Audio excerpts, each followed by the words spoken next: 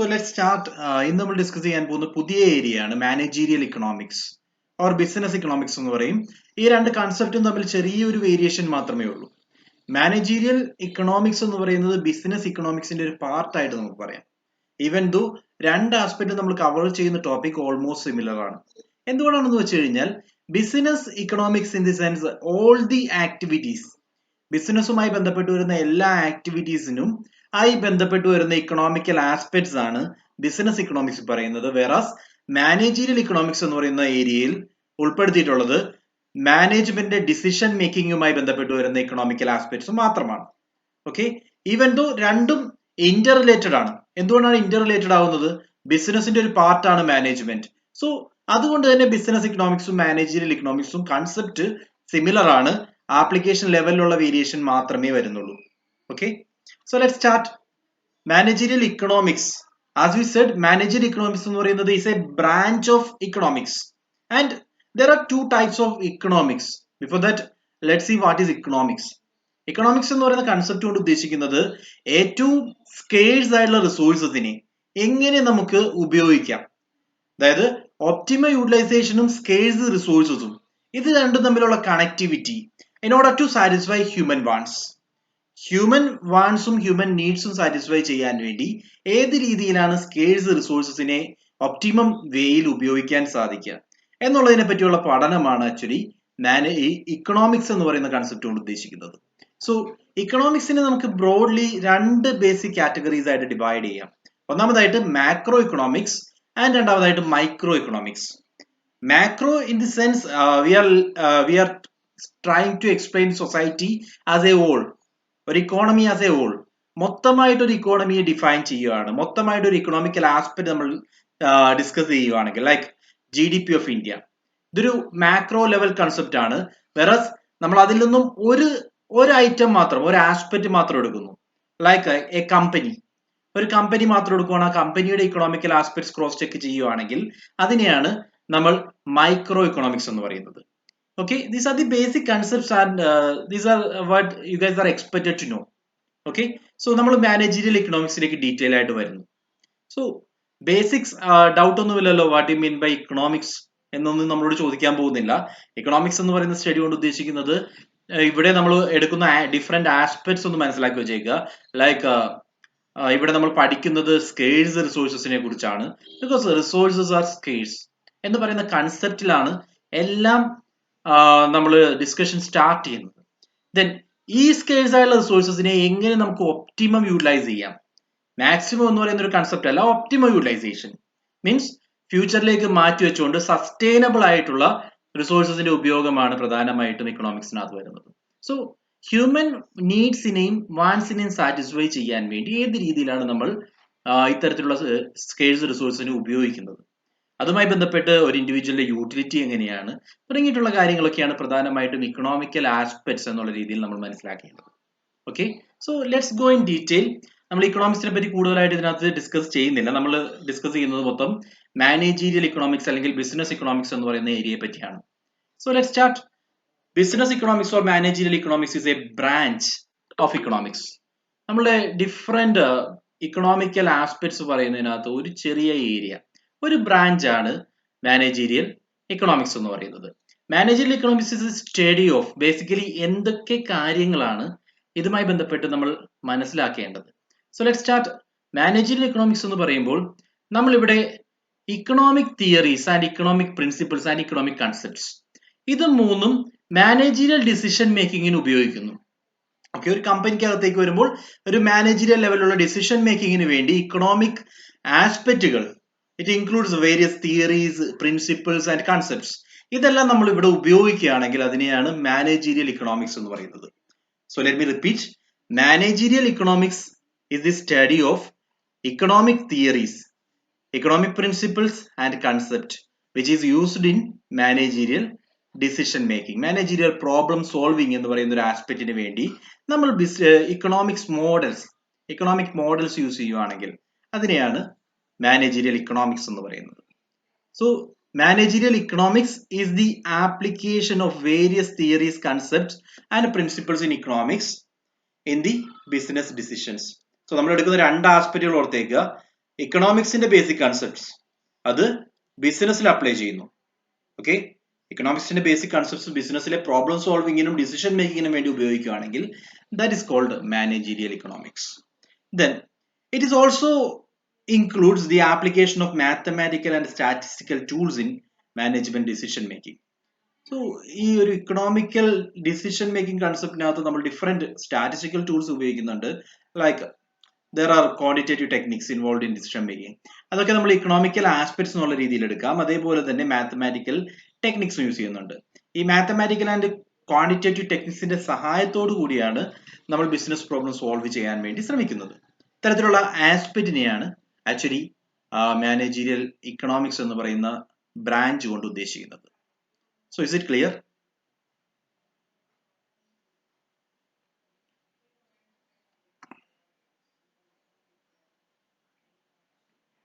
എന്തെങ്കിലും ഡൗട്ട്സ് വരുവാണെങ്കിൽ നിർത്തുക, എന്ന് സ്റ്റോപ്പ് ചെയ്തിട്ട് ചോദിച്ചോളൂ കേട്ടോ. ദെൻ ഇവിടെ ഇക്കണോമിക്സ് നിങ്ങൾക്ക് ബേസിക് തിങ്സ് അറിയാവുന്നവരായിരിക്കും എന്ന് ഞാൻ എക്സ്പെക്ട് ചെയ്യുന്നു. ദെൻ എന്തെങ്കിലും അഡീഷണൽ ആയിട്ട് ക്ലാരിറ്റി വരുന്നില്ലെങ്കിൽ ഏത് പോയിന്റിലായാലും നിങ്ങൾ ചോദിക്കണം. ദെൻ നമ്മൾ അതിന്റെ ഡീറ്റെയിൽ ഡിസ്കഷൻ നടത്തിയിട്ട് മാത്രമേ മുന്നോട്ട് പോകൂ. So let's continue. So as I said, ഒന്ന് ബ്രീഫ് ചെയ്യാൻ വേണ്ടി economic theories, principles and concepts, these are applied in managerial decision making. This is called managerial economics. So how these are applied എന്ന് ചോദിക്കുകയാണെങ്കിൽ അവിടെ നമ്മൾ മാത്തമാറ്റിക്കൽ ആൻഡ് സ്റ്റാറ്റിസ്റ്റിക്കൽ ടൂൾസ് ഉപയോഗിക്കും. അത് ഉപയോഗിച്ചുകൊണ്ടായിരിക്കും ഇത്തരത്തിലുള്ള പ്രോബ്ലം സോൾവിങ് നമ്മൾ കണ്ടക്ട് ചെയ്യുന്നത്. So that is all about managerial economics.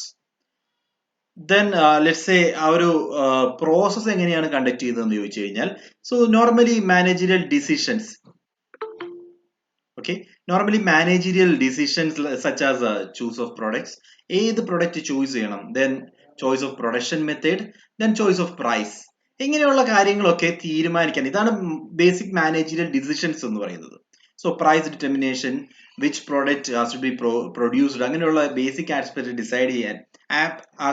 Decide ചെയ്യാൻ വേണ്ടി നമ്മൾ അതിനു വേണ്ടി രണ്ട് രീതിയിൽ, അതായത് economic theories, economic concepts and principles ഉപയോഗിക്കുന്നു.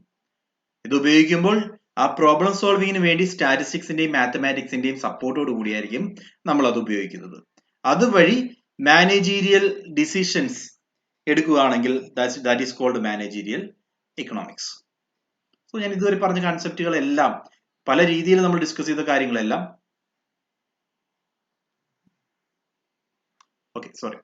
നമ്മൾ ഇതുവരെ പല രീതിയിൽ ഡിസ്കസ് ചെയ്തതെല്ലാം സെയിം പോയിന്റ് ആണ്. What is the meaning of managerial economics, അത് തന്നെയാണ് നമ്മൾ റിപ്പീറ്റഡ് ആയിട്ട് പറഞ്ഞുകൊണ്ടിരുന്നത്.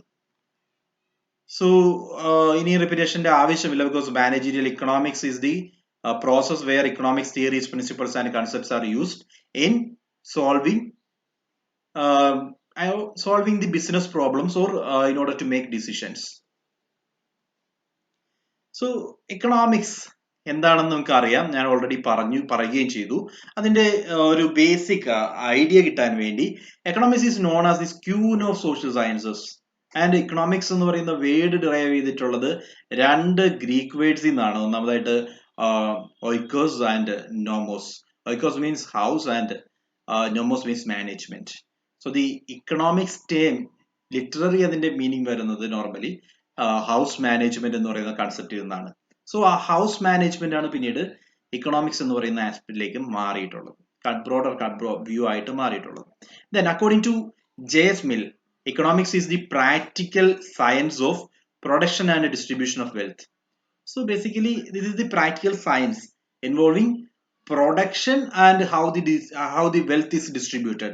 എങ്ങനെയാണ് വെൽത്ത് പ്രൊഡ്യൂസ് ചെയ്യപ്പെടുന്നത്, അതോടൊപ്പം തന്നെ ഈ വെൽത്ത് എങ്ങനെയാണ് ഇക്കോണമിയിൽ ഡിസ്ട്രിബ്യൂട്ട് ചെയ്യപ്പെട്ടിട്ടുള്ളത്, ഇതിനെപ്പറ്റിയുള്ള പഠനമാണ് പ്രധാനമായിട്ടും ഇക്കണോമിക്സിൽ വരുന്നത്. So economics can be defined as A social science which studies human behavior as a relationship between ends and scales means which have alternative uses. ഇതൊരു കോമൺലി നമ്മൾ കേൾക്കുന്ന ഡെഫിനിഷൻ ആണ്. Economics is a social science. ഇതൊരു social science ആണ് first of all, or you can say it's a practical science. സൊസൈറ്റിയിൽ apply ചെയ്യാം നമുക്ക്. അതേപോലെ തന്നെ ഒരു സയൻസ് എന്ന് പറയുന്നതിലുപരിയായിട്ട് സോഷ്യൽ സയൻസ് ആണിത്. Okay, then here we are trying to deal with human behavior. എങ്ങനെയാണ് ഇൻഡിവിജ്വൽ ബിഹേവ് ചെയ്യുന്നത്, എങ്ങനെയാണ് ഇൻഡിവിജ്വൽ സ്കേഴ്സ് റിസോഴ്സസിനെ അവരുടെ വാണ്ട്സ് സാറ്റിസ്ഫൈ ചെയ്യാൻ വേണ്ടി ഉപയോഗിക്കുന്നത്. ഇതാണ് പ്രധാനമായിട്ടും ഇക്കണോമിക്സ് എന്ന് പറയുന്ന കൺസെപ്റ്റ് കൊണ്ട് ഉദ്ദേശിക്കുന്നത്. So it is the study of how people produce and spend income. എങ്ങനെയാണ് ഇൻകം ക്രിയേറ്റ് ചെയ്യപ്പെടുന്നത്? നമ്മൾ ഓൾറെഡി പറഞ്ഞു, വെൽത്ത് ക്രിയേറ്റ് ചെയ്യലും വെൽത്ത് ഡിസ്ട്രിബ്യൂഷനുമാണ് പ്രധാനമായിട്ടും ഇതിന്റെ ബേസിക് പോയിന്റ്സ് ആയിട്ട് നമുക്ക് പറയാവുന്നത്. അതേപോലെ തന്നെ how people produce and spend income. ആളുകൾ എങ്ങനെയാണ് ഇൻകം പ്രൊഡ്യൂസ് ചെയ്യുന്നത് ആൻഡ് അവരെങ്ങനെയാണ് അത് ഉപയോഗിക്കുന്നത്. ഇതെല്ലാമാണ് ഇക്കണോമിക്സ് എന്ന് പറയുന്ന കൺസെപ്റ്റിനകത്ത് വരുന്നത്. Then it's an economic activity and economic problem. So economics deals with economic activity and economic problem. That means economic activity means എന്തൊക്കെ ഇക്കണോമിക്കൽ ആസ്പെക്ട്സ് ആണ്, എന്തൊക്കെ I mean what to produce അല്ലെങ്കിൽ ഹൗ ടു പ്രൊഡ്യൂസ് എന്നൊക്കെ പറയുന്നത് ആ production then distribution എന്നൊക്കെ പറയുന്ന economic ആക്ടിവിറ്റിയാണ്. When it comes to questions like this, അതായത് what to or how to എന്നൊക്കെ ചോദിക്കുമ്പോൾ അതൊരു ഇക്കണോമിക് പ്രോബ്ലം ആയിട്ട് മാറുന്നു. ഇത് രണ്ടുമാണ് പ്രധാനമായിട്ടും ഇക്കണോമിക്സിനകത്ത് ഡീൽ ചെയ്യുന്നത്. So as I said, there are two branches of economics, two basic branches. അതിനെ നമുക്ക് രണ്ടായിട്ട് ഡിവൈഡ് ചെയ്യാം. രണ്ട് ബ്രാഞ്ചസ് ആണ് വരുന്നത്. ഒന്നാമതായിട്ട് micro economics, where micro concept തന്നെ സ്മോൾ ഓർ ഇൻഡിവിജ്വൽ എന്നുള്ള രീതിയിലാണ് നമ്മൾ ഒരു ഇൻഡസ്ട്രി അല്ലെങ്കിൽ ഒരു ചെറിയ ഒരു ഏരിയയെ, ഒരു ഇക്കോണമിയിൽ വരുന്ന ചെറിയൊരു പോർഷൻ ആണ് ഒരു ബിസിനസ്. ആ ബിസിനസിനെ എടുത്ത് പഠിക്കുകയാണെങ്കിൽ അതൊരു മൈക്രോ ഇക്കണോമിക്സ് ആണ്.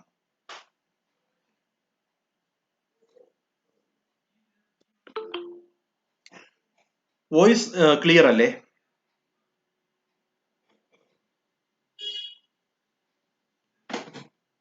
Give me 1 second.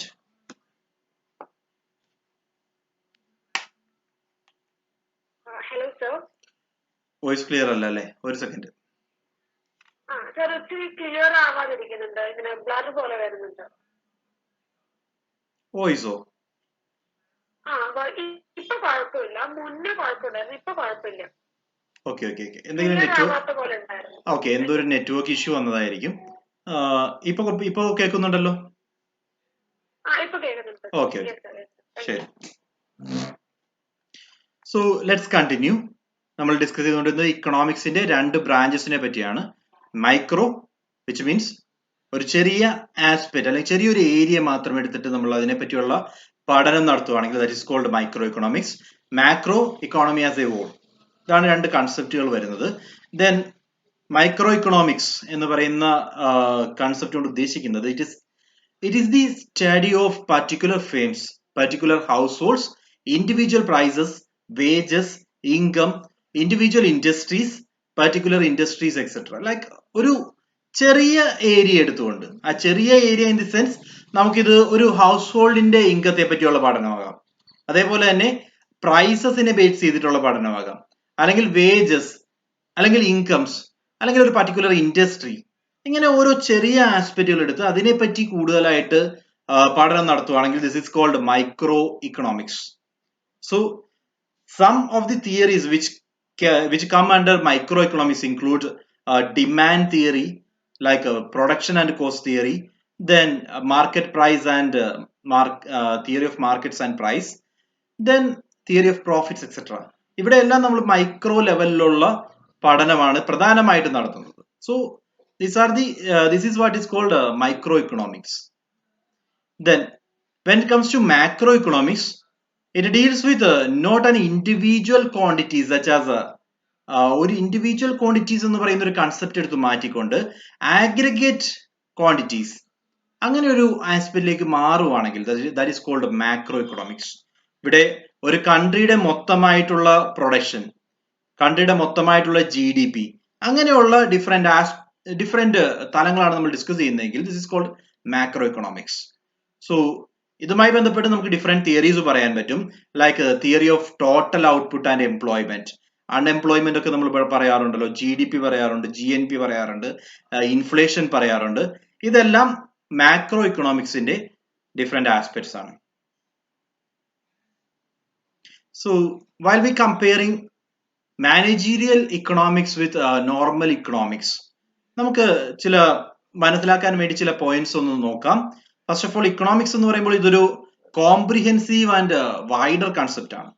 And managerial economics എന്ന് പറയുന്നത് is A part of economics. That's why it is narrow and limited in scope. Second, it has both micro and macro. It actually economics എന്ന് പറയുമ്പോൾ രണ്ട് aspect നമ്മൾ പറഞ്ഞു, രണ്ട് branches വരുന്നുണ്ട്, മൈക്രോയും മാക്രോയും വരുന്നുണ്ട്. വെൻ മാനേജീരിയൽ ഇക്കണോമിക്സ് എടുക്കുകയാണെങ്കിൽ അതൊരു മൈക്രോ സ്റ്റഡി ആണ് ആൻഡ് അനാലിസിസ് പെർവ്യൂവിൽ മാത്രമാണ് നമ്മൾ മാക്രോ ലെവല് യൂസ് ചെയ്യുന്നത്. സോ ഇതൊരു മൈക്രോ ലെവലിലുള്ള ഇക്കണോമിക്സ് തന്നെയാണ്. പക്ഷേ ഇൻ ഓർഡർ ടു അസസ് നമ്മൾ കമ്പാരിറ്റീവ് സ്റ്റഡി എടുക്കുമ്പോൾ ഇൻഡസ്ട്രിയിലെ കോൺട്രിബ്യൂഷൻ എടുക്കുമ്പോഴൊക്കെ മാത്രമാണ് മാക്രോ ലെവലിലുള്ള അനാലിസിസിലേക്ക് പോകുന്നത്. Otherwise this is A micro economics. Then it is both normative and positive science.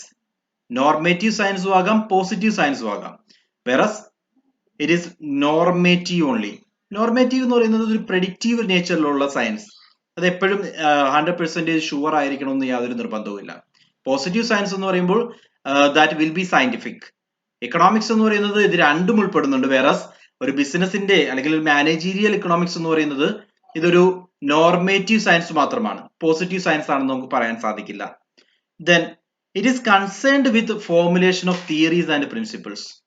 Economics എന്ന് പറയുന്ന കൺസെപ്റ്റ് കൊണ്ട് ഉദ്ദേശിക്കുന്നത് we are framing some theories അല്ലെങ്കിൽ പ്രിൻസിപ്പിൾസ് ക്രിയേറ്റ് ചെയ്യുന്നു. ഇതാണ് എക്കണോമിക്സിൽ വരുന്നത്. വേറസ് മാനേജീരിയൽ എക്കണോമിക്സിൽ ഈ തിയറീസ് എല്ലാം നമ്മൾ അപ്ലൈ ചെയ്യുവാണ്. ഓക്കെ, ഡിസിഷൻ മേക്കിങ്ങിന് വേണ്ടി ഈ ഓൾറെഡി ഇക്കണോമിക്സ് പ്രകാരമുള്ള ഡിഫറെന്റ് തിയറീസ് ഉണ്ട്, അതെല്ലാം നമ്മൾ അപ്ലൈ ചെയ്യുവാണെങ്കിൽ അതിനെയാണ് നമ്മൾ മാനേജീരിയൽ എക്കണോമിക്സ് എന്ന് പറയുന്നത്. Then it discuss general problems while managerial economics discuss about A particular concern. അതുകൊണ്ട് തന്നെ ഒരു ഇൻഡിവിജ്വൽസ് പ്രോബ്ലം ആണ്, ഒരു കൺസേണിന്റെ പ്രോബ്ലം മാത്രമാണ് ഇവിടെ ഡിസ്കസ് ചെയ്യുന്നത്. So this are the basic difference between economics and managerial economics. Any doubts?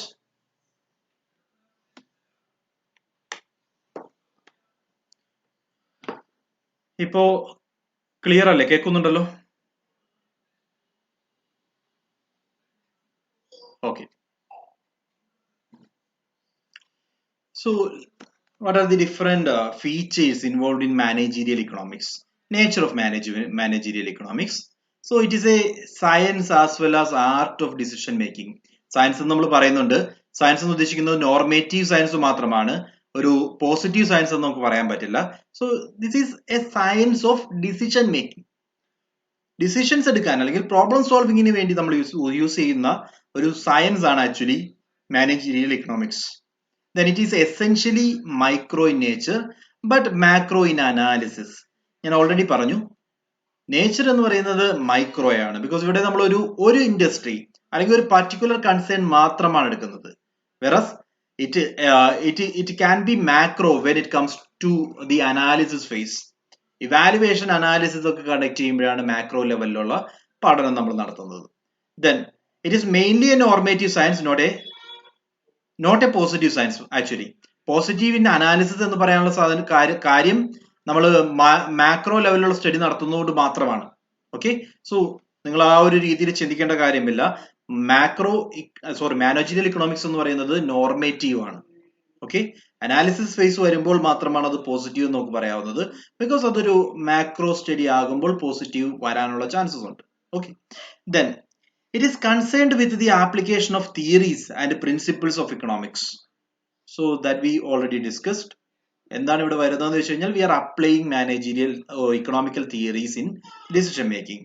So it is a dynamic process and not a static process. ഒരു one time ആക്ടിവിറ്റിയോ അല്ലെങ്കിൽ സ്റ്റാറ്റിക് ആയിട്ടുള്ള പ്രോസസ്സോ അല്ല, എവർ ചേഞ്ചിങ് ആണ്. ഇക്കണോമി ചേഞ്ച് ചെയ്യുന്നതിനനുസരിച്ച് നമ്മളുടെ economical ആസ്പെക്ട്സും അതിനനുസരിച്ച് ചേഞ്ച് ചെയ്തുകൊണ്ടേയിരിക്കും. സോ മാനേജീരിയൽ ഇക്കണോമിക്സ് നോർമൽ ഇക്കണോമിക്സിനേക്കാൾ ഫ്ലെക്സിബിൾ ആണെന്ന് നമ്മൾ പറയേണ്ടി വരും, അല്ലെങ്കിൽ ഡൈനാമിക് ആണെന്ന് പറയേണ്ടി വരും. Then it discuss the economic behaviour of a firm.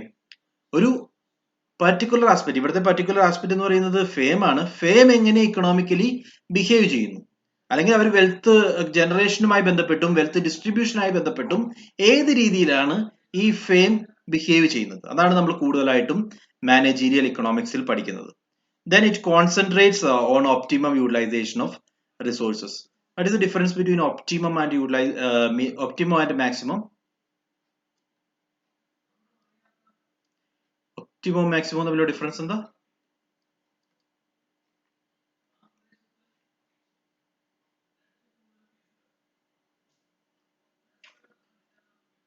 Optimum means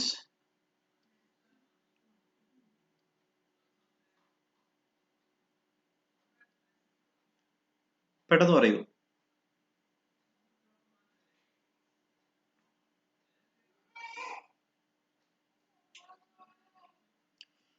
Maximum എന്ന് പറഞ്ഞാൽ fully utilize the available resources. That is called maximum for the benefit of society. Okay, ഒരു ഇൻഡിവിജ്വലിനെ കൊണ്ട് ഒരു എക്സാമ്പിൾ പറയുകയാണെങ്കിൽ, ഒരു ഇൻഡിവിജ്വലിനെ കൊണ്ട് അയാൾക്ക് ഇൻസെന്റീവ്സ് ഒക്കെ കൊടുത്തുകൊണ്ട് അയാൾക്ക് മോട്ടിവേഷൻ ഒക്കെ കൊടുത്തുകൊണ്ട് നമ്മൾ ജോലി ചെയ്യിപ്പിക്കുകയാണെങ്കിൽ അയാൾ എത്രമാത്രമാണോ പ്രൊഡ്യൂസ് ചെയ്യുന്നത്, that is called optimum. Versus ഒരു ഇൻഡിവിജ്വലിനെ നമ്മൾ കെട്ടിയിട്ട് നിർബന്ധിച്ച് അടി കൊടുത്ത് പണിയെടുക്കുകയാണെങ്കിൽ അയാളുടെ റിസൾട്ട് എത്രയാണോ അതിനെയാണ് നമ്മൾ മാക്സിമം എന്ന് പറയുന്നത്. ഓക്കെ, സിമ്പിൾ വേർഡ്സിൽ ഇത്രയേ ഉള്ളൂ. അതായത് ഒരു ഫോർ എക്സാമ്പിൾ റോ മെറ്റീരിയൽസ് ആണെങ്കിൽ ഫ്യൂച്ചറിലേക്ക് മാറ്റി വെച്ചുകൊണ്ട് നമ്മൾ മാക്സിമം എക്സ്പ്ലോയിറ്റ് ചെയ്യാതെ ഫ്യൂച്ചറിലേക്ക് മാറ്റി വെച്ചുകൊണ്ട് ഉപയോഗിക്കുകയാണെങ്കിൽ that is optimum utilisation. Versus മൊത്തമായിട്ട് നമ്മൾ യൂസ് ചെയ്ത് തീർക്കുകയാണെങ്കിൽ this is called maximum utilisation. റിസോഴ്സസിന്റെ പാർട്ടാണ് ഇൻഡിവിജ്വലും. സോ ഹ്യൂമൻ ബീയിങ് എന്ന് പറയുന്നതും ഒരു ഫാക്ടർ ഓഫ് പ്രൊഡക്ഷൻ ആയിട്ടാണ് ക്യാപിറ്റലിസ്റ്റ് എപ്പോഴും ചിന്തിക്കുന്നത്. In that point of view normally സംഭവിക്കുന്നത് മാക്സിമം എന്ന് പറയുന്ന ഒരു കൺസെപ്റ്റ് അല്ല അവിടെ വേണ്ടത്, ഒപ്റ്റിമം ആണ്.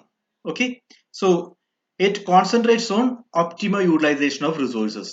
So these are the different features of managerial economics. Then now let's take a scope of managerial economics. ഏതൊക്കെ ഏരിയയിലാണ് അല്ലെങ്കിൽ ഏതൊക്കെ ആസ്പെക്റ്റിലാണ് നമുക്ക് മാനേജീരിയൽ ഇക്കണോമിക്സ് യൂസ് ചെയ്യാൻ സാധിക്കുന്നത്, എവിടെയൊക്കെയാണ് ഇത് അപ്ലൈ ചെയ്യാൻ സാധിക്കുന്നത്? So while framing the objectives of the firm, അതായത് കമ്പനിയുടെ ബേസിക് ഒബ്ജക്റ്റീവ് സെറ്റ് ചെയ്യുന്നത് തൊട്ട് അവരുടെ പ്രൊഡക്ഷൻ അനാലിസിസ് വരെ അല്ലെങ്കിൽ റിസൾട്ട് അനാലിസിസ് വരെ എല്ലാ ഏരിയയിലും നമുക്ക് മാനേജീരിയൽ ഇക്കണോമിക്സിന്റെ യൂസേജ് ഉണ്ട്. So can say objectives of the firm set ചെയ്യുമ്പോൾ അതേപോലെ business demand analysis and forecasting, നമ്മുടെ പ്രോഡക്റ്റിന് എത്രമാത്രം ഡിമാൻഡ് ഉണ്ടാകും എന്ന് മുൻകൂട്ടി നമ്മൾ അനാലിസിസ് കണ്ടക്ട് ചെയ്യുന്നു അല്ലെങ്കിൽ ഫോർകാസ്റ്റിംഗ് നടത്തുന്നു. ഈ ഒരു ടൈമിലൊക്കെ we need economic tools. Then production and cost analysis, pricing decisions, profit management, capital management, market stretch, inflation and economic conditions. ഇതെല്ലാം നമ്മുടെ കമ്പനിയുമായി ബന്ധപ്പെട്ട് വരുന്ന എല്ലാ ബേസിക് ഡിസിഷൻസിലും മാനേജീരിയൽ ഇക്കണോമിക്സിന് ഒരു പ്രോമിനന്റ് റോൾ പ്ലേ ചെയ്യാനുണ്ട്.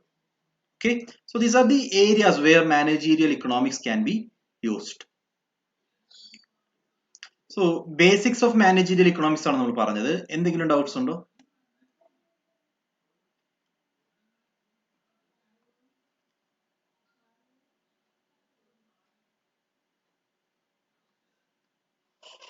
ഓക്കെ, നമുക്ക് അടുത്ത ഏരിയയിലേക്ക് പോകാമല്ലോ. Okay, fine.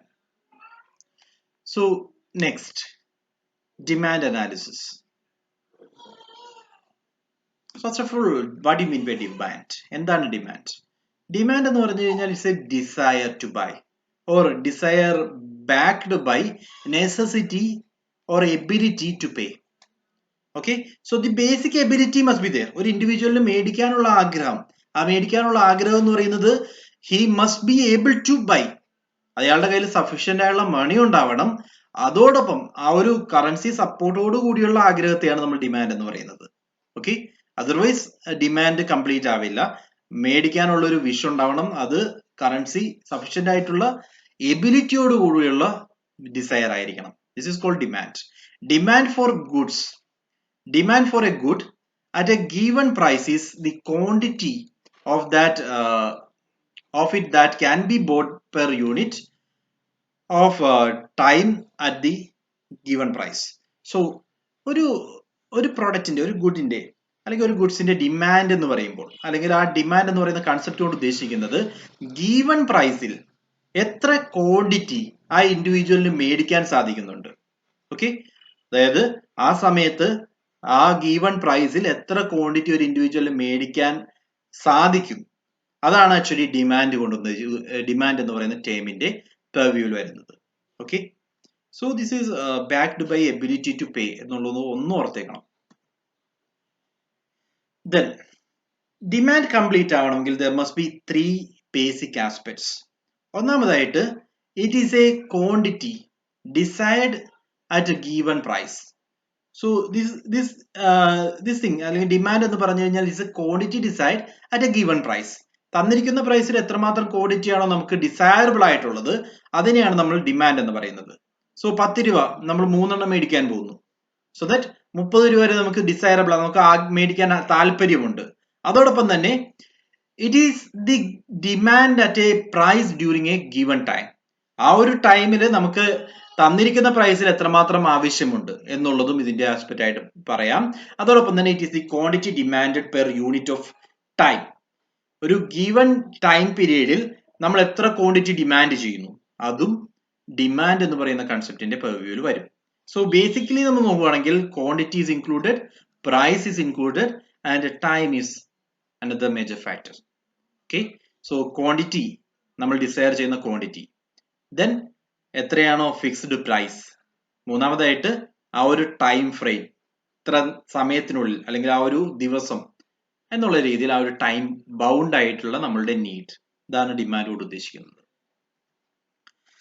So let's see what are the determinants of demand. Determinants of demand എന്ന് പറയുമ്പോൾ ഡിമാൻഡിനെ അഫക്റ്റ് ചെയ്യുന്ന different factors. So it is called function of demand because demand എന്ന് പറയുന്നത് മറ്റു ചില ഐറ്റത്തിന്റെ ഫംഗ്ഷൻ ആയിട്ടാണ് എപ്പോഴും ഡിഫൈൻ ചെയ്യുന്നത്. So the term function is employed to show demand determined and determinant relationship. അതായത് ഡിമാൻഡിനെ അഫക്റ്റ് ചെയ്യുന്ന ഏതൊക്കെ ഐറ്റംസ് ഉണ്ട് എന്ന് പറയാൻ വേണ്ടിയാണ് നോർമലി ഫംഗ്ഷൻ നമ്മൾ യൂസ് ചെയ്യുന്നത്. Like example we have that the quantity of a good demanded is a function of its price. Like നമ്മൾ ഒരു പ്രൊഡക്റ്റ് മേടിക്കുന്നുണ്ടെങ്കിൽ ആ പ്രൊഡക്റ്റിനെ ഫസ്റ്റ് ഓഫ് ഓൾ അഫക്റ്റ് ചെയ്യുന്ന ഡിഫറെന്റ് ഫംഗ്ഷൻസ് ഉണ്ട്. ലൈക്ക് നമ്മളുടെ ഇൻകം അഫക്റ്റ് ചെയ്യാം, നമ്മൾ ആ പറയുന്ന പ്രൊഡക്റ്റിന്റെ പ്രൈസ് അഫക്റ്റ് ചെയ്യാം, അങ്ങനെ ഡിഫറെന്റ് ഫാക്ടേഴ്സ് അഫക്റ്റ് ചെയ്യുന്നുണ്ട്. ഈ ഫാക്ടേഴ്സിനെ നമ്മൾ ഫംഗ്ഷൻ രൂപത്തിൽ അറേഞ്ച് ചെയ്യുവാണെങ്കിൽ that is called function of demand. So quantity demanded is equal to function of price എന്ന് നമുക്ക് പറയാം, ഫംഗ്ഷൻ ഓഫ് ക്വാളിറ്റി എന്ന് നമുക്ക് പറയാം. അങ്ങനെ ഡിഫറെന്റ് വേരിയബിൾസ് ആയിട്ട് നമുക്ക് അതിനെ പറയാൻ സാധിക്കും. സോ ഇമ്പോർട്ടന്റ് ഡിറ്റർമിനൻസ്, ഡിമാൻഡിനെ അഫക്റ്റ് ചെയ്യുന്ന മേജർ ഡിറ്റർമിനൻസ് പറയുകയാണെങ്കിൽ first of all price of the good, എത്രയാണ് അതിന്റെ വില എന്നുള്ളത്. രണ്ടാമതായിട്ട് ഇൻകം ഓഫ് ദി ബയർ. മൂന്നാമതായിട്ട് പ്രൈസസ് ഓഫ് റിലേറ്റഡ് ഗുഡ്സ്, ഇതേ രീതിയിലുള്ള മറ്റ് പ്രൊഡക്റ്റുകളുടെ ലൈക്ക് സബ്സ്റ്റിറ്റ്യൂട്ട്സിന്റെ പ്രൈസ് എത്രയാണ് നമ്മൾ നോക്കുന്നു. Then taste of the buyer, ഇതോടൊപ്പം തന്നെ ബയർക്ക് അതിനോട് താല്പര്യം ഉണ്ടാവണം. And seasons prevailing at the time of purchase, നമ്മളിപ്പോൾ മേടിക്കാൻ പോകുന്ന ഒരു കൊടയാണെങ്കിൽ ആ ഒരു ടൈം പീരീഡ്, അത് ആ സീസൺ അതിനെ അഫക്റ്റ് ചെയ്യുന്നുണ്ട്. അതോടൊപ്പം തന്നെ fashion, advertisement and sales promotion, all these are the functions അല്ലെങ്കിൽ all these are the determinants of demand. Okay, so demand എന്ന് പറയുന്ന കൺസെപ്റ്റ് കൊണ്ട് ഉദ്ദേശിക്കുന്നത് ഇത്രയേ ഉള്ളൂ. ഡിമാൻഡ് എന്താണ് ഡിമാൻഡ് നമ്മൾ പറഞ്ഞു. ദെൻ ഡിമാൻഡിന്റെ ഇമ്പോർട്ടന്റ് ഡിറ്റർമിനൻസ് ഏതൊക്കെയാണെന്ന് പറഞ്ഞു. Then demand can be written as A function of all these things. നമ്മളിപ്പോ പറഞ്ഞ എല്ലാ ഡിറ്റർമിനൻസിന്റെയും ഫംഗ്ഷൻ ആണ് ഡിമാൻഡ് എന്ന് നമുക്ക് പറയാൻ പറ്റും.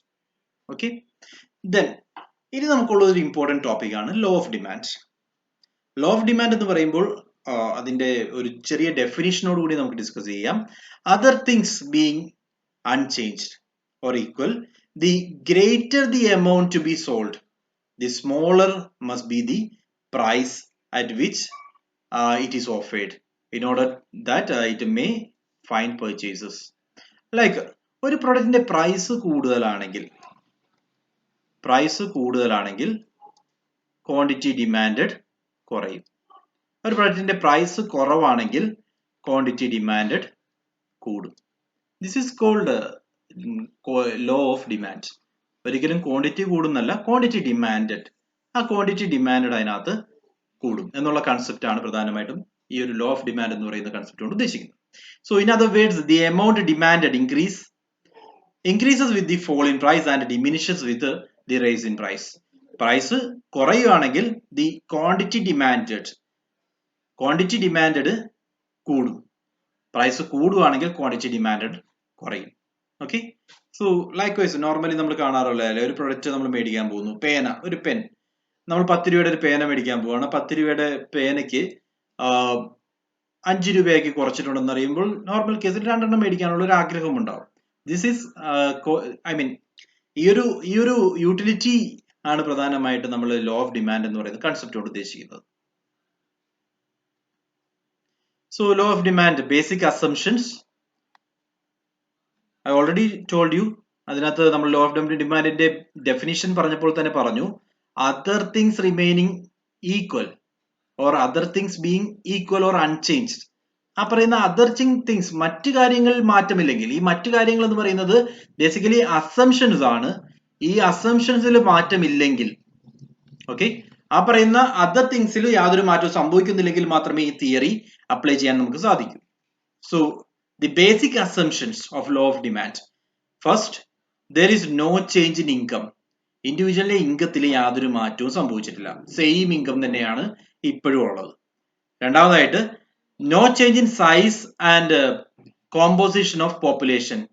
നിലവിൽ ഉണ്ടായിരുന്ന അതേ രീതിയിൽ തന്നെയാണ് പോപ്പുലേഷന്റെ ഇപ്പോഴത്തെയും സ്ട്രക്ചർ, യാതൊരു മാറ്റവും സംഭവിക്കാൻ പാടില്ല. അതോടൊപ്പം no change in prices of related goods. ഇതിന്റെ ഈ പറയുന്ന പർട്ടിക്കുലർ ഗുഡ്സിന്റെ പ്രൈസ് കുറയുമ്പോൾ മറ്റു ഗുഡ്സിന്റെയും പ്രൈസ് കുറയുവാണെങ്കിൽ അവിടെ ഇൻട്രസ്റ്റ് അല്ലെങ്കിൽ ആ ഇൻഡിവിജ്വലിന്റെ ഡിമാൻഡ് എന്ന് പറയുന്നത് മാറിപ്പോകാനുള്ള ചാൻസസ് ഉണ്ട്. Versus given for example, A എന്ന് പറയുന്ന പ്രൊഡക്റ്റിന്റെ പ്രൈസ് കുറഞ്ഞു, ബി എന്ന് പറയുന്ന പ്രൊഡക്റ്റിന്റെ പ്രൈസും അതോടൊപ്പം കുറയുകയാണെങ്കിൽ some people will go for B. അങ്ങനെ ഒരു സിറ്റുവേഷൻ ഒഴിവാക്കാൻ വേണ്ടി there is no change in related goods. ഇതോടൊപ്പം റിലേറ്റഡ് ആയിട്ട് വരുന്ന ഒരു ഗുഡ്സിന്റെയും പ്രൈസിൽ മാറ്റം ഉണ്ടാകാൻ പാടില്ല എന്നുള്ളതാണ് മൂന്നാമത്തെ അസംഷൻ. നാലാമതായിട്ട്, no change in consumers taste and preference. Okay, then no expectation of a price change in future. ഈ പ്രൈസിന് മാറ്റം വരും എന്നുള്ളൊരു എക്സ്പെക്ടേഷനും ഉണ്ടാകാൻ പാടില്ല. And finally, no change in climatic conditions. So these are the other things. ഈ അതർ തിങ്സ് എല്ലാം കോൺസ്റ്റന്റ് ആയിട്ട് നിന്നാൽ മാത്രമേ നമ്മൾ പറഞ്ഞ രീതിയിൽ ലോ ഓഫ് ഡിമാൻഡ് വർക്ക് ചെയ്യും. സോ ലോ ഓഫ് ഡിമാൻഡിനെ ഒന്ന് എക്സ്പ്ലെയിൻ ചെയ്യാനായിട്ട്, it refers to the series of quantities an individual is ready to buy at different prices. ഒരു ഡിമാൻഡ് ഷെഡ്യൂൾ നമ്മൾ ക്രിയേറ്റ് ചെയ്യുന്നു. ആ ഡിമാൻഡ് ഷെഡ്യൂൾ കൊണ്ട് ഉദ്ദേശിക്കുന്നത് ഡിഫറെന്റ് പ്രൈസിലുള്ള വേരിയേഷൻ ഡിമാൻഡിൽ ഏത് രീതിയിലാണ് അഫക്റ്റ് ചെയ്യുന്നത് അത് മനസ്സിലാക്കാൻ വേണ്ടിയാണ്. So first of all let's check. ഒരു ആപ്പിളിന്റെ പ്രൈസ് ആണ് 5 രൂപയായിരുന്നപ്പോൾ ഒരു ഇൻഡിവിജ്വൽ മേടിച്ചിരുന്നത് ഒരു ആപ്പിളാണ്. വെറസ് 5 രൂപ എന്ന് പറയുന്നത് 1 രൂപ കുറഞ്ഞു, 4 രൂപയിലെത്തി. He prefer to buy more. വീണ്ടും വില കുറഞ്ഞപ്പോൾ വീണ്ടും കൂടുതലായിട്ട് പർച്ചേസ് ചെയ്യുന്നു. അങ്ങനെ പ്രൈസ് കുറയുവാണെങ്കിൽ ഡിമാൻഡ് കൂടും, ദെൻ പ്രൈസ് കൂടുവാണെങ്കിൽ ഡിമാൻഡ് കുറയും. This concept is called law of demand. Okay, so law of ഡിമാൻഡുമായിട്ട് ബന്ധപ്പെട്ട് നമ്മൾ ഓർക്കേണ്ടത് ഡിമാൻഡ് കർവ് ആണ്. ഡിമാൻഡ് കർവ് എന്ന് പറയുന്നത് നമുക്ക് ഇവിടെ തന്നിരിക്കുന്ന ഒരു ഇമേജ് വെച്ചുകൊണ്ട് നമുക്ക് എക്സ്പ്ലെയിൻ ചെയ്യാം. The demand schedule is translated into a diagram that is known as demand curve. Demand curve എന്ന് പറയുന്നത് അതിന്റെ ഷേപ്പ് ഒന്ന് ഓർത്തേക്കണം. ദെൻ പ്രൈസ് കൂടി നിൽക്കുന്ന സിറ്റുവേഷനിൽ ക്വാണ്ടിറ്റി ഡിമാൻഡഡ് കുറവാണ്, പ്രൈസ് കുറയുവാണെങ്കിൽ ക്വാണ്ടിറ്റി ഡിമാൻഡഡ് കൂടിക്കൊണ്ടിരിക്കും. ഇതാണ് ഈ ഡിമാൻഡ് ഷെഡ്യൂൾ കൊണ്ട് നമ്മൾ ഡിമാൻഡ് കർവ് കൊണ്ട് നമ്മൾ കാണിക്കാൻ ഉദ്ദേശിക്കുന്നത്. Okay, so is it clear?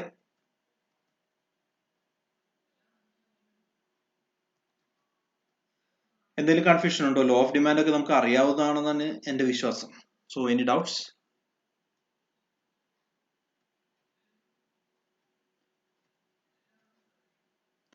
Okay, fine. So next is market demand. It is derived by adding the quantities demanded by each consumer for a product in the market at a particular price. ഒരു particular പ്രൈസിൽ മാർക്കറ്റിൽ നമ്മളുടെ ഒരു particular product എത്ര individual മേടിക്കുന്നുണ്ട് അതിനെയാണ് market demand എന്ന് പറയുന്നത്. Let me repeat. It is derived by adding the quantities demanded by each consumer for a particular product at the market. Okay, given പ്രൈസിൽ ഡിഫറെന്റ് കൺസ്യൂമേഴ്സ് ഒരു മാർക്കറ്റിൽ നിന്നും എത്ര quantities of the same product purchase ചെയ്യുന്നുണ്ട് എന്നുള്ളതാണ് market demand കൊണ്ട് ഉദ്ദേശിക്കുന്നത്. So market demand എന്ന് പറയുന്നത് ആസ് വി സെഡ് ഡിമാൻഡ് പോലെ തന്നെയായിരിക്കും. പ്രൈസ് കൂടുകയാണെങ്കിൽ ഡിമാൻഡ് കുറവായിരിക്കും, പ്രൈസ് കുറവാണെങ്കിൽ ഡിമാൻഡ് കൂടുതലായിരിക്കും. Then different reasons for law of demand. Law of ഡിമാൻഡുമായി ബന്ധപ്പെട്ട് ഡിഫറെന്റ് റീസൺസ് എന്തൊക്കെയാണ്? First of all, law of diminishing marginal utility. Law of diminishing marginal utility കൊണ്ട് ഉദ്ദേശിക്കുന്നത് നമ്മളത് ഡീറ്റെയിൽ ആയിട്ട് ഡിസ്കസ് ചെയ്യും പിന്നീട്. ഇവൻ ദോ ഡിമിനിഷിംഗ് മാർജിനൽ യൂട്ടിലിറ്റി എന്ന് പറഞ്ഞു കഴിഞ്ഞാൽ ഇപ്പോൾ നമ്മൾ ഒരു പ്രൊഡക്റ്റ് അത് വീണ്ടും വീണ്ടും ഉപയോഗിക്കുകയാണെങ്കിൽ,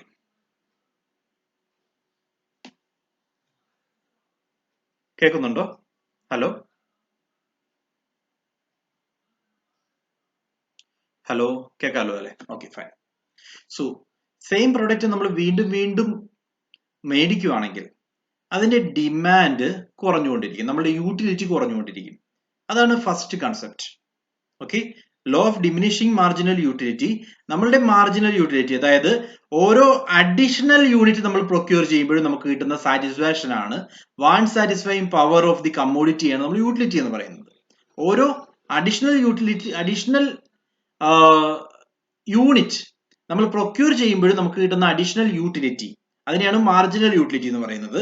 ഈ മാർജിനൽ യൂട്ടിലിറ്റി ഓരോ അഡീഷൻ കൊണ്ടും കുറഞ്ഞുകൊണ്ടിരിക്കും. ഓക്കെ, ആദ്യം നമ്മുടെ യൂട്ടിലിറ്റി ലെവൽ എന്ന് പറയുന്നത് 10 ആയിരുന്നു. അതായത് ഒരു എക്സാമ്പിൾ പറയുകയാണെങ്കിൽ നമ്മൾ കുറച്ച് പഴം തിന്നുകയെന്ന് വിചാരിക്കാം. ഓക്കെ, സോ ഫസ്റ്റ് പഴം നമ്മൾ കഴിക്കുമ്പോൾ അവിടെ ഒരു സാറ്റിസ്ഫാക്ഷൻ ലെവൽ ഉണ്ട്. ദെൻ വീണ്ടും ഒരു പഴം കഴിക്കുമ്പോൾ that will B almost equal. പിന്നീട് ഒരു പഴം കഴിക്കുമ്പോൾ ആ ഒരു സാറ്റിസ്ഫാക്ഷൻ ലെവൽ കുറയും. വീണ്ടും ഒരു പഴം കഴിക്കുകയാണെങ്കിൽ സാറ്റിസ്ഫാക്ഷൻ ലെവൽ 0 ആകും. വീണ്ടും കഴിക്കുകയാണെങ്കിൽ നെഗറ്റീവ് ആകും. ഇതിനെയാണ് ആക്ച്വലി ഡിമിനിഷിംഗ് മാർജിനൽ യൂട്ടിലിറ്റി എന്ന് പറയുന്നത്. സോ ആ വൺ സാറ്റിസ്ഫൈങ് പവർ, ഓക്കെ, ആ want satisfying power of a commodity tends to decrease. വീണ്ടും വീണ്ടും കൺസപ്ഷൻ നടന്നുകൊണ്ടിരിക്കുമ്പോൾ, വീണ്ടും വീണ്ടും അഡീഷണൽ യൂണിറ്റ് നമ്മൾ പ്രൊക്യൂർ ചെയ്തുകൊണ്ടിരിക്കുമ്പോഴും വൺ സാറ്റിസ്ഫൈങ് പവർ കുറഞ്ഞുകൊണ്ടിരിക്കും എന്നുള്ളതാണ് law of diminishing marginal utility കൊണ്ട് ഉദ്ദേശിക്കുന്നത്. So that we will discuss in detail. Then substitution effect is there, income effect, new consumers, physical several uses, psychological effects. ഇതെല്ലാം നമ്മൾ detail ആയിട്ട് discuss ചെയ്യുന്നുണ്ട് at the end. Diminishing marginal utility ഏതായാലും നമുക്ക് ഒന്ന് separate ആയിട്ട് ഡിസ്കസ് ചെയ്യണം. അതുകൊണ്ട് അതോടൊപ്പം തന്നെ ബാക്കിയുള്ള പോയിന്റ്സ് നമ്മൾ ഡിസ്കസ് ചെയ്യും. So next is exceptions to the law of demand. നമ്മൾ ഈ പറഞ്ഞ ലോ ഓഫ് ഡിമാൻഡ് അപ്ലൈ ചെയ്യാത്ത സിറ്റുവേഷൻസ്, ചെയ്യാൻ സാധിക്കാത്ത ചില examples. It includes Giffen's goods or Giffen's paradox എന്ന് പറയും. Then Veblen goods, future price changes, ignorance, emergencies, change in fashion and taste and also preferences, then conspicuous necessities, bandwagon effect. ഈ സിറ്റുവേഷൻസിലെല്ലാം, because ഇവിടെ നിന്ന് ഒരു question normally economics ചോദിക്കാറുണ്ട്. Okay, it may be സാധാരണ നമ്മൾ കാണാറുള്ളത് ഗിഫൻ പാരഡോക്സിനെ പറ്റിയാണ്, അല്ലെങ്കിൽ വെബ്ലൻ ഗുഡ്സിനെ പറ്റി ചോദിക്കാം. അതേപോലെ ബാൻഡ് വാഗൻ ഇഫക്റ്റ്. ഈ 3 ഏരിയയിലാണ്, ഈ 3 കാര്യങ്ങളാണ് സ്ഥിരമായിട്ട് ചോദിച്ച് കാണാറ്. ഓക്കെ, സോ ഒന്ന് ശ്രദ്ധിച്ചേക്കുക. First, Giffen's paradox or Giffen's goods. Giffen goods are inferior goods. Those demand increases with the increase in its prices. So let me repeat. Giffen goods are the inferior goods whose demand increases with increase in prices. There are several inferior commodities such as much cheaper than superior substitutes, often consumed by poor households as an essential commodity. അതായത് ചില goods ഉണ്ട്, ആ ചില ഗുഡ്സിന് price കൂടിക്കഴിഞ്ഞാൽ demand കൂടും, price കുറഞ്ഞു കഴിഞ്ഞാൽ ഡിമാൻഡ് കുറയുകയും ചെയ്യും. അത്തരത്തിലുള്ള ഗുഡ്സിന് എക്സാമ്പിൾ ആണ് ഗിഫൻസ് പാരഡോക്സ്. സോ എക്സാമ്പിൾ പറയുകയാണെങ്കിൽ, suppose the minimum monthly consumption of food grains by a poor household is 20 kg and 10 kg rice. So normally രണ്ട് ഗ്രെയിൻ്റെ എക്സാമ്പിൾ പറഞ്ഞിരിക്കുകയാണ്. ബജ്ര എന്ന് പറയുന്ന inferior goods 20 kg then 10 kg റൈസും consume ചെയ്യുന്നു. Okay, the selling price of bajra is 5 per kg and rice is 10 per kg, and the household spends its total income of 200 on the purchase of these items. Suppose the price of bajra rose to 6 per kg, then the household will be forced to reduce the consumption of rice by 5 kg and increase the quantity of bajra by 25 kg in order to meet the minimum monthly requirement of food grains. അതായത് ഇവിടെ ഒന്ന് ആലോചിച്ച് നോക്കുക. ഒരു example പറയുമ്പോൾ ഇദ്ദേഹത്തിന്റെ inferior product എന്ന് പറയുന്ന കൺസെപ്റ്റ് ആണ് പ്രധാനമായിട്ടും ഗിഫൻസ് ഗുഡ്സ് എന്ന് പറയുന്നത്. അതായത് ഈ ഹൗസ് ഹോൾഡ് നോർമലി പർച്ചേസ് ചെയ്തിരുന്നത് 2 ടൈപ്പ് ഓഫ് ഫുഡ് ഗ്രെയിൻ ആണ്. ഒന്നാമതായിട്ട് അവർ മേടിച്ചിരുന്നത് ബജ്ര എന്ന് പറയുന്ന ഇൻഫീരിയർ ഗുഡ്സ്. അത് അവർ കൂടുതലായിട്ട് മേടിച്ചിരുന്നു, 20 kg മേടിച്ചിരുന്നു. ഓക്കെ, 20 kg മേടിക്കുന്നു. ദെൻ അന്ന് അതിന്റെ പ്രൈസ് എന്ന് പറയുന്നത് 5 per kg ആണ്. ഓക്കെ, ദെൻ സുപ്പീരിയർ ഗുഡ്സ് എന്ന് പറയുന്നത് അവരെ സംബന്ധിച്ച് റൈസ് ആണ്. റൈസ് അവർ മേടിച്ചിരുന്നത് 10 kg ആണ്. അതിന്റെ പ്രൈസ് എന്ന് പറയുന്നത് 10 rupee per kg ആണ്. ഓക്കെ, സച്ച് സിറ്റുവേഷൻസ് ഇപ്പോ ഒരു ചെറിയ ഒരു ചേഞ്ച് വരുന്നു, പ്രൈസ് ചേഞ്ച് വരുന്നു. ഈ പറഞ്ഞ ഇൻഫീരിയർ ഗുഡ്സിന്റെ പ്രൈസ് 7 രൂപയായിട്ട് ഉയരുന്നു എന്ന് വിചാരിക്കാം. Okay, so what will happen? 7 രൂപയായിട്ട് ഉയരുമ്പോൾ അവർ ഇൻഫീരിയർ ഗുഡ്സിന്റെ പെർച്ചേസ് കുറയ്ക്കുമോ അതോ സുപ്പീരിയർ ഗുഡ്സിന്റെ പെർച്ചേസ് കുറയ്ക്കുമോ? ഒന്ന് ചിന്തിച്ചു നോക്കുക. ഓക്കെ, ഒന്ന് ആലോചിച്ച് നോക്കൂ. ബിക്കോസ് അവരുടെ മന്ത്ലി ഇൻകം എന്ന് പറയുന്നത് വെറും 200 രൂപ മാത്രമാണ്. ഈ 200 രൂപയ്ക്ക് അവർ മേടിച്ചുകൊണ്ടിരുന്നതാണ് നമ്മൾ നേരത്തെ പറഞ്ഞ 20 kg 5 രൂപയുടെ ബജ്രയും അതേപോലെ 10 kg 10 രൂപയുടെ റൈസും. ഓക്കെ, സോ ഇവിടെ സംഭവിച്ചിട്ടുള്ളത് 20 kg മേടിച്ചിരുന്ന ഐറ്റത്തിന്റെ പ്രൈസ് കൂടുന്നു. 10 രൂപയുടെ 10 kg മേടിച്ചിരുന്ന അരിയുടെ വില കൂടിയിട്ടില്ല. ഓക്കെ, സച്ച് സിറ്റുവേഷൻസ് അവരുടെ വില കൂടിയിട്ടുള്ളത് ഇതിന് 7 രൂപയായിട്ടാണെന്ന് വിചാരിക്കുക. എന്നാൽ പോലും അവർ കൂടുതലായിട്ട് മേടിക്കാൻ ആഗ്രഹിക്കുന്നത് ഈ ഗുഡ്സ് തന്നെയായിരിക്കും. ബിക്കോസ് 10 രൂപയുടെ മേടിക്കാൻ പോയി കഴിഞ്ഞാൽ അവർക്ക് കൂടുതൽ നഷ്ടമാണ്. അപ്പോൾ അത് കൂടുതലായിട്ട് അവർ പ്രൊക്യൂർ ചെയ്യുന്നത് കൊണ്ട് റൈസിന്റെ കൺസംഷൻ കുറച്ചുകൊണ്ട് കൂടുതൽ ബജ്ര മേടിച്ചു വെക്കാൻ വേണ്ടി ശ്രമിക്കും. ഈ ഒരു സിറ്റുവേഷനെയാണ് നമ്മൾ ഗിഫൻസ് പാരഡോക്സ് എന്ന് പറയുന്നത്. Is it clear?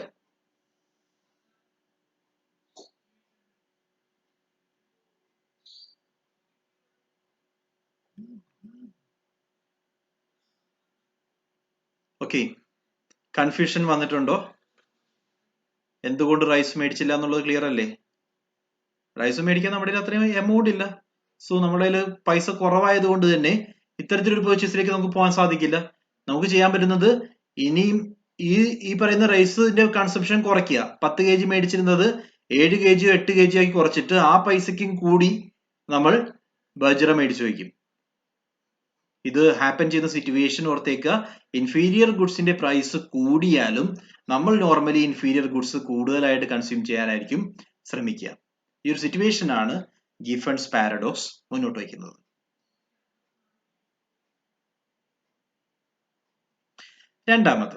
രണ്ടാമത്തെ exemption to law of demand, Veblen goods. Another exemption to law of demand is given by the economics Veblen, who proposed a concept of conspicuous consumption.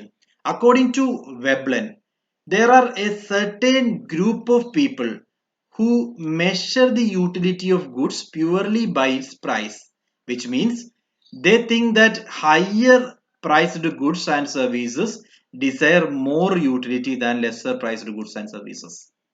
ചിലപ്പോ നമുക്ക് അങ്ങനെ ഒരു ചിന്താഗതി വരാറില്ലേ? ഒന്ന് ആലോചിച്ച് നോക്കി. നമ്മൾ സാധാരണ ഒരു പ്രൊഡക്റ്റിന്റെ പ്രൈസ് കൂടുതലാണ് എന്ന് കണ്ടു കഴിഞ്ഞാൽ ആ പ്രൊഡക്റ്റ് ക്വാളിറ്റി കൂടുതലായിരിക്കും, അതിനാണ് നമുക്ക് വാണ്ട് സാറ്റിസ്ഫൈങ് കപ്പാസിറ്റി ഉള്ളത് എന്നുള്ളൊരു ചിന്താഗതി കുറച്ച് ആളുകൾക്ക് ഉണ്ടാകാറുണ്ട്. ദാറ്റ് മീൻസ് പ്രൈസ് കൂടിയിരുന്നു കഴിഞ്ഞാൽ ആ പ്രൊഡക്റ്റ് മേടിക്കാൻ നല്ലതാണ്. That means that will be more desirable for such individuals. Price കൂടുമ്പോൾ കൂടുതലായിട്ട് പ്രൊക്യൂർ ചെയ്യുന്ന ഒരു സിറ്റുവേഷൻ വരും. എക്സാമ്പിൾ പറയുകയാണെങ്കിൽ goods like a diamond platinum, ruby, etc. are bought by the upper echelon of the society, rich class, for whom the higher the price of those goods, the higher the prestige value, and ultimately the higher the value of utility. So basically നമ്മളൊരു ഇത്തരത്തിലുള്ള goods diamond പോലെ അല്ലെങ്കിൽ precious ആയിട്ടുള്ള stones പോലുള്ള items ഒക്കെ price കൂടുകയാണെങ്കിൽ അതിന്റെ ഉപയോഗം കൂടുതലാണ്, അതിന്റെ വാൺ സാറ്റിസ്ഫൈങ് പവർ എന്ന് പറയുന്നത് നോർമലി കൂടുതലാകും. അങ്ങനെയുള്ള സിറ്റുവേഷൻസിൽ അതിന്റെ പ്രൈസ് കൂടിയാൽ ഡിമാൻഡ് കൂടും, പ്രൈസ് കുറഞ്ഞാൽ ഡിമാൻഡ് കുറയും. ഇതാണ് വെബ്ലൈൻ ഗുഡ്സിന്റെ ഗുഡ്സ് എന്ന് പറയുന്നത്. Is it clear? Giffen's paradox inferior ഗുഡ്സിന്റെ കൺസെപ്റ്റ് ആണ് പറയുന്നത്. വെബ്ലൈൻ ഗുഡ്സ് പറയുന്നത് കുറച്ചും കൂടി മുകളിലുള്ള, കുറച്ചും കൂടി പ്രഷ്യസ് ആയിട്ടുള്ള ഗുഡ്സിന്റെ കാര്യമാണ് പറയുന്നത്.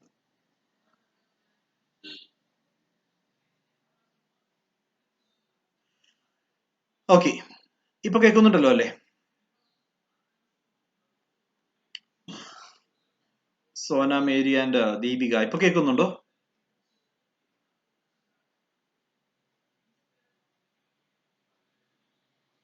കേൾക്കുന്നില്ല? 1 second.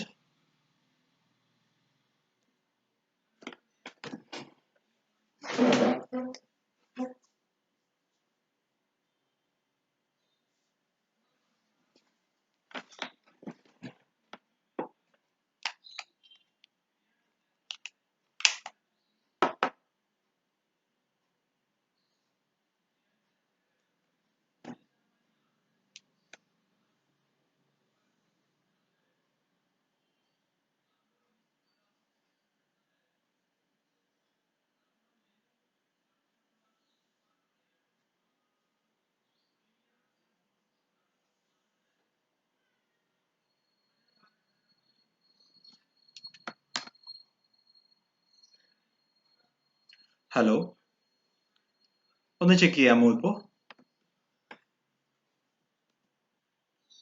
ഹലോ, വോയിസ് ഒന്ന് ചെക്ക് ചെയ്യൂ പ്ലീസ്.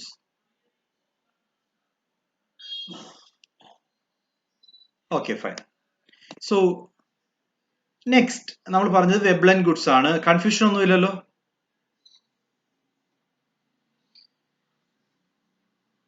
Somewhat clear. എന്ത് പറ്റി? സാധാരണ ഇങ്ങനെ ഒരു ഇഷ്യൂ ഇല്ലാത്തതാണല്ലോ, ഇന്ന് നെറ്റ്വർക്ക് ട്രബിൾ ചെയ്യുന്നുണ്ടെന്ന് തോന്നുന്നു അല്ലേ?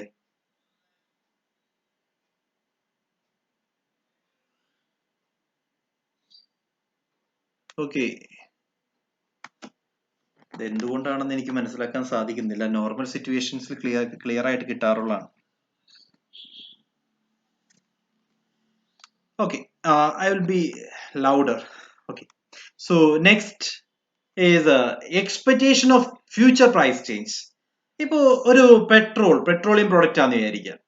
നമ്മൾ നെക്സ്റ്റ് ഡേ പ്രൈസ് കൂടുകയാണ് എന്ന് തോന്നുവാണ്, എല്ലാ ദിവസവും പ്രൈസ് കൂടിക്കൊണ്ടിരിക്കുകയാണ്. അങ്ങനെ ഒരു സിറ്റുവേഷൻ വന്നു കഴിഞ്ഞാൽ പ്രസന്റ് പ്രൈസിൽ കൂടുതലായിട്ട് മേടിച്ചു വെക്കുക എന്നൊരു ചിന്താഗതി വരും. അങ്ങനെയുള്ള എക്സ്പെക്റ്റഡ് റൈസ് ഇൻ പ്രൈസ് കാരണവും നമ്മളുടെ ഹയർ പ്രൈസിൽ പ്രൊഡക്റ്റ് കൂടുതലായിട്ട് മേടിക്കാനുള്ള സിറ്റുവേഷൻസ് ഉണ്ട്. So that is another exemption for the rule law of demand. Okay, so 3 നമ്മൾ ഡിസ്കസ് ചെയ്തു. ഫസ്റ്റ് നമ്മൾ പറഞ്ഞത് ഗിഫൻസ് പാരഡോക്സ് ആണ്. ഗിഫൻസ് പാരഡോക്സ് എന്ന് പറയുന്നത് ഇൻഫീരിയർ ഗുഡ്സ് ആണ്. ഓക്കെ, രണ്ടാമതായിട്ട് നമ്മൾ ഡിസ്കസ് ചെയ്തത് വെബ്ലർ ഗുഡ്സിനെ പറ്റിയാണ്. വെബ്ലൈൻ ഗുഡ്സ് എന്ന് പറയുന്നത് ഇതൊരു തരത്തിൽ പറഞ്ഞാൽ കുറച്ചും കൂടി പ്രഷ്യസ് ആയിട്ടുള്ള, ലൈക്ക് ഡയമണ്ട് പോലുള്ള പ്രൊഡക്റ്റുകൾ വരുമ്പോൾ higher the price, higher will be the want satisfying power of that commodity. Okay, that's why കൂടുതൽ പ്രിഫറബിൾ ആയിരിക്കും ഈ product. Then expectation of price change. ഫ്യൂച്ചറിൽ പ്രൈസ് വീണ്ടും കൂടും എന്നുള്ള എക്സ്പെക്ടേഷനിൽ ഹയർ പ്രൈസിൽ കൂടുതലായിട്ട് നമ്മൾ മേടിച്ചു വെക്കാനുള്ള ചാൻസസ് ഉണ്ട്. Next, ignorance. Often people are misconceived as high priced commodities are better than low priced commodities. So നേരത്തെ പറഞ്ഞ ഒരു എക്സാമ്പിൾ പറഞ്ഞ പോലെ നമ്മൾ വെബ്ലൈൻ ഗുഡ്സിന്റെ കേസിൽ പറഞ്ഞ സെയിം രീതി, അതായത് ഹൈ പ്രൈസ്ഡ് കമ്മോഡിറ്റി ആണെങ്കിൽ that will B better for use എന്നുള്ളൊരു ചിന്താഗതി നോർമലി ഇൻഡിവിജ്വൽസിനുണ്ട്. അതും ലോ ഓഫ് ഡിമാൻഡിന് എഗെയിൻസ്റ്റ് ആയിട്ട് വരും. നെക്സ്റ്റ് എമർജൻസീസ് സിറ്റുവേഷൻ, നമ്മളുടെ എമർജൻസി ആയിട്ടുള്ള ഫ്ലഡോ അല്ലെങ്കിൽ ഡ്രോട്ടോ അല്ലെങ്കിൽ എർത്ത്ക്വേക്കോ ഉണ്ടാകുമ്പോൾ ആ സാഹചര്യത്തിൽ നമുക്ക് കൂടുതൽ ഡിമാൻഡ് ഉള്ള പ്രൊഡക്ട്സ്, അത്യാവശ്യം വേണ്ട പ്രൊഡക്റ്റിന് ഡിമാൻഡ് കൂടും. അവിടെ നമ്മൾ പ്രൈസിനെ പറ്റി ചിന്തിക്കുന്നേ ഇല്ല, അവിടെയും ലോ ഓഫ് ഡിമാൻഡ് അപ്ലൈ ചെയ്യില്ല. Next change in fashion and taste, ടേസ്റ്റും ഫാഷനും പ്രിഫറൻസും ഒക്കെ മാറുന്നതിനനുസരിച്ച് the change in fashion trends and taste and preference of the consumer negate the effect of law of demand. The consumer tends to buy those commodities which are very much in the market even at higher price. So നമ്മളെ സംബന്ധിച്ച് പുതുതായിട്ടുള്ള product വരുന്നതിനേക്കാൾ കൂടുതലായിട്ട് നമ്മൾ use ചെയ്തുകൊണ്ടിരിക്കുന്ന product ആയിരിക്കും, അല്ലെങ്കിൽ പുതുതായിട്ടൊരു new trend introduce ചെയ്യുന്നു, അല്ലെങ്കിൽ new ഒരു ഫാഷൻ വരുന്നു പുതുതായിട്ട്, ഇതെല്ലാം പ്രൊക്യൂർ ചെയ്യാനുള്ള ഒരു തോന്നൽ, ഒരു ഇൻട്രസ്റ്റ് നോർമലി നമ്മൾ കാണിക്കാറുണ്ട്. അവിടെ പ്രൈസ് ഒരു ഡിറ്റർമിനന്റേ ആകില്ല. ഓക്കെ, ആ ടേസ്റ്റും പ്രിഫറൻസും പുതുതായിട്ട് വന്നതാണ്, അതുകൊണ്ട് തന്നെ അത് മേടിക്കാനുള്ള ഇൻട്രസ്റ്റ് ഇൻഡിവിജ്വൽസിന് ഉണ്ടാവും. Next is conspicuous necessities. There are certain commodities which have become essential for the modern life. These are the goods which consumer buys irrespective of an increase in the prices. For example, TV, refrigerator, automobiles, washing machine, air condition, etc. ഇങ്ങനെയുള്ള items നമുക്ക് പതുക്കെ പതുക്കെ necessaries ആയിട്ട് മാറി, ജീവിതത്തിലെ ഒരു പാർട്ടായി മാറുക. അങ്ങനെ വന്നപ്പോൾ എല്ലാവർക്കും തന്നെ അത് വേണം. TV എന്ന് പറയുന്നത് എല്ലാ വീടുകളിലും ഇപ്പോൾ എത്തിയിട്ടുണ്ട്. അതേപോലെ തന്നെ AC, അതേപോലെ തന്നെ വാഷിംഗ് മെഷീൻ, റെഫ്രിജറേറ്റർ, ഇതൊക്കെ പ്രൈസ് എന്ന് പറയുന്ന ഒരു ഇമ്പോർട്ടന്റ് മാറ്ററേ ആകുന്നില്ല. ആളുകളെ സംബന്ധിച്ച് ഈ പറയുന്ന പ്രൊഡക്റ്റ് എസെൻഷ്യൽസ് ഓഫ് ലൈഫായി മാറി. അതുകൊണ്ട് കൂടുതലായിട്ട് പ്രൈസ് കൂടിയാലും പ്രൈസ് കുറഞ്ഞാലും അതിന്റെ ഡിമാൻഡിൽ യാതൊരു മാറ്റവും സംഭവിക്കില്ല. Next and the last one is bandwagon effect. This is the most common type of exemption of the law of demand, where the consumer tries to purchase those commodities which are brought by his friends, relatives or neighbors. നമ്മളുടെ കൂട്ടുകാരും ഫ്രണ്ട്സും റിലേറ്റീവ്സും ഒക്കെ മേടിക്കുന്ന ചില commodities, അവരുടെ feedback കേട്ടുകൊണ്ട് price ഒന്നും നോക്കാതെ നമ്മൾ അതേപോലത്തെ ഒരു പ്രൊഡക്റ്റ് നമുക്കും വേണം എന്നുള്ള രീതിയിൽ മേടിക്കാറുണ്ട്. ഇതിനെയാണ് ബാൻഡ് വാഗൺ ഇഫക്റ്റ് എന്ന് പറയുന്നത്. ഓക്കെ, സോ ഇവിടെ സംഭവിക്കുന്നത്, here the person tries to emulate the buying behaviour and patterns of the group to which he belongs irrespective of the price of the commodity. Price check ചെയ്യാതെ, അതായത് price ഒരു matter ആക്കാതെ ആ ഒരു ഗ്രൂപ്പില് അല്ലെങ്കിൽ ആ സൊസൈറ്റിയുടെ ബൈയിങ് ബിഹേവിയർ അനുസരിച്ച് അതേ രീതിയിലുള്ള പ്രൊഡക്റ്റ് നമ്മളും മേടിക്കാൻ വേണ്ടി ശ്രമിക്കുന്നു. ഇതാണ് ബാൻഡ് വാഗൺ എഫക്റ്റ് കൊണ്ട് ഉദ്ദേശിക്കുന്നത്. Then, for example, the majority of group members have smartphones. Then, the consumer will also demand such phones, right? Price നമ്മളോട് നോക്കുന്നില്ല, നമ്മളുടെ ഗ്രൂപ്പിലുള്ള എല്ലാവരും പുതിയൊരു ഫോൺ മേടിച്ചു, അതേ രീതിയിലുള്ള ഒരു ഫോൺ നമുക്കും വേണം എന്നുള്ളൊരു ഡിമാൻഡ് നോർമലി വരാറുണ്ട്. ഇതിനെയാണ് ബാൻഡ് വാഗൺ ഇഫക്റ്റ് എന്ന് പറയുന്നത്. So these are the exceptions. എന്തെങ്കിലും ഡൗട്ട്സ് ഉണ്ടോ?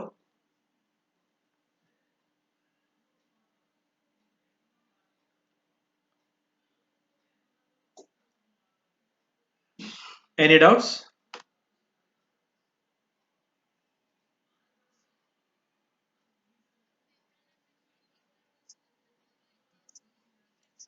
Okay.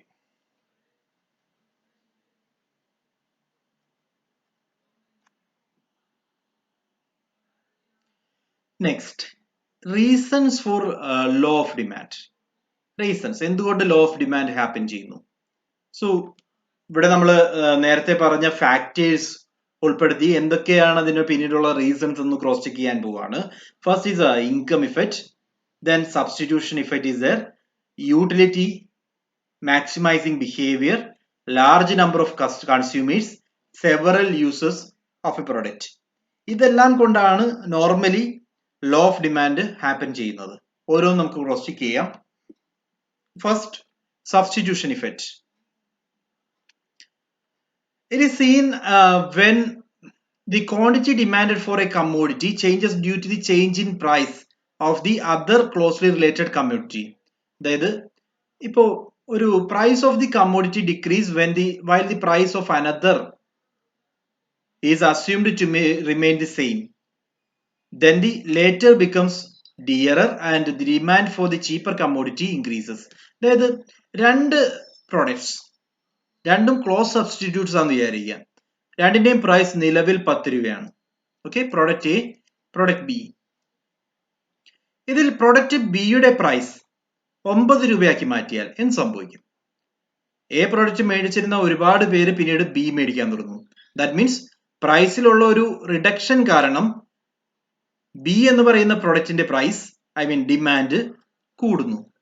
സോ പ്രൈസ് കുറഞ്ഞപ്പോൾ ഡിമാൻഡ് കൂടി. സോ സബ്സ്റ്റിറ്റ്യൂഷൻ ഇഫക്റ്റ് അതിനൊരു റീസൺ ആയിട്ട് നമുക്ക് പറയാം.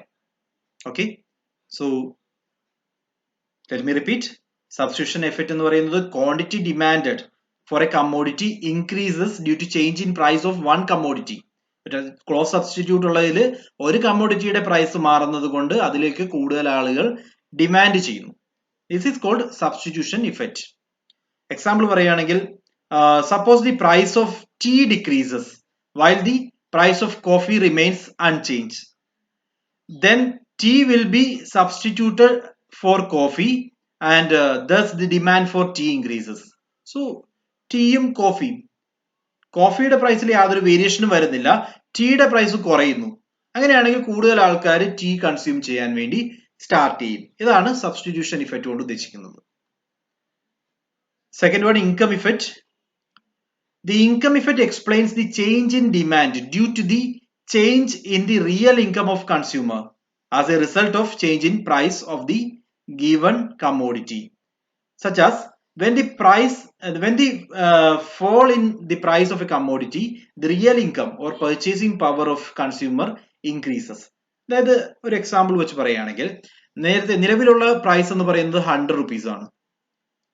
ഓക്കെ, ഒരു ഇൻഡിവിജ്വലിന്റെ സാലറി എന്ന് പറയുന്നത് 300 രൂപയെന്ന് അസ്യൂം ചെയ്യാം.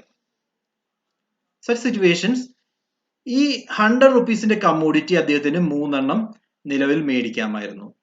ഓക്കെ, സോ പർച്ചേസിംഗ് പവർ എടുക്കുകയാണെങ്കിൽ ഈ പ്രോഡക്റ്റ് മേടിക്കാൻ വേണ്ടി 3 പ്രോഡക്റ്റ് മേടിക്കാനുള്ള പവർ ആണ് ആ ഇൻഡിവിജ്വൽ ഉണ്ടായിരുന്നത്. ദ സെയിം ടൈം ഈ പ്രോഡക്റ്റിന്റെ പ്രൈസ് 50 ആയിട്ട് കുറയുന്നു. ഓക്കെ, പ്രോഡക്റ്റിന്റെ പ്രൈസ് 50 ആയിട്ട് കുറയുന്നു. ദാറ്റ് മീൻസ് ഈ സെയിം ഇൻഡിവിജ്വലിന് നിലവിൽ 6 പ്രോഡക്റ്റ് മേടിക്കാൻ സാധിക്കും. That means he can buy more. ഇതിന്റെ സാലറിയിൽ യാതൊരു വേരിയേഷൻ സംഭവിക്കുന്നില്ല. പ്രൈസ് കുറയുന്നത് കൊണ്ട് income, that means real income, അദ്ദേഹത്തിന് കിട്ടിയിരുന്ന അതുവരെ ഉണ്ടായിരുന്ന ഇൻകം എന്ന് പറയുന്നത് ഒന്നും തന്നെ ഇല്ല, 0 ആയിരുന്നു. പക്ഷെ ഇപ്പോൾ നോക്കുമ്പോൾ, അതായത് ഫസ്റ്റ് സിറ്റുവേഷനിൽ അദ്ദേഹത്തിന്റെ കയ്യിലുള്ള ബാക്കിയുള്ള സേവിങ്സ് എന്ന് പറയുന്നത് 0 ആയിരുന്നു. പക്ഷെ സെക്കൻഡ് സിറ്റുവേഷനിൽ 3 എണ്ണം മേടിച്ചു കഴിഞ്ഞാലും ബാക്കി 150 രൂപ അദ്ദേഹത്തിന്റെ കയ്യിലുണ്ട്. അതിന് വീണ്ടും അദ്ദേഹത്തിന് പർച്ചേസ് ചെയ്യാൻ സാധിക്കും. So such situations additional purchases may happen. So this is called income effect. രണ്ട് കാര്യങ്ങളും ക്ലിയർ ആണോ? ആദ്യം നമ്മൾ സബ്സ്റ്റിറ്റ്യൂഷൻ ഇഫക്റ്റ് പറഞ്ഞു. രണ്ട് സബ്സ്റ്റിറ്റ്യൂട്ട്സ് ഉണ്ടെങ്കിൽ ടീയും കോഫിയും എടുക്കുക. കോഫിയുടെ പ്രൈസിൽ യാതൊരു വേരിയേഷനും വരുന്നില്ല. ടീയുടെ പ്രൈസ് കുറയുവാണെങ്കിൽ കൂടുതൽ ആൾക്കാർ ടീ മേടിക്കാൻ വേണ്ടി പ്രിഫർ ചെയ്യും. കോഫിയുടെ ഡിമാൻഡ് കുറയും. അതേപോലെ തന്നെ ഇൻകം എഫക്റ്റ്, ഇൻകത്തിൽ വേരിയേഷൻ വരാതെ പ്രൈസ് കുറയുവാണെങ്കിൽ കൂടുതലായിട്ട് ആ ഇൻഡിവിജ്വൽ ആ പ്രൊഡക്റ്റ് മേടിക്കാൻ തയ്യാറാകും. ഓക്കെ, ബിക്കോസ് ഇഫക്റ്റീവ് ആയിട്ടുള്ള അല്ലെങ്കിൽ റിയൽ ഇൻകത്തിൽ മാറ്റം ഉണ്ടാവുന്നുണ്ട്. Next, utility maximising power. The consumer theory posits that a consumer buy goods and services to maximize his total utility. We know the marginal utility decreases with each additional unit of commodity, and thus this is one of the reason for the downward slope of demand curve, which shows that demand for the normal goods increases with the fall in price. ഒരു example പറയുകയാണെങ്കിൽ, utility maximising behaviour. അതായത് നമുക്ക് normally same product, ഞാൻ already പറഞ്ഞാണ് marginal utility concept എന്താണെന്ന്, diminishing marginal utility പറഞ്ഞപ്പോൾ. അതായത് same പ്രൊഡക്റ്റിന്റെ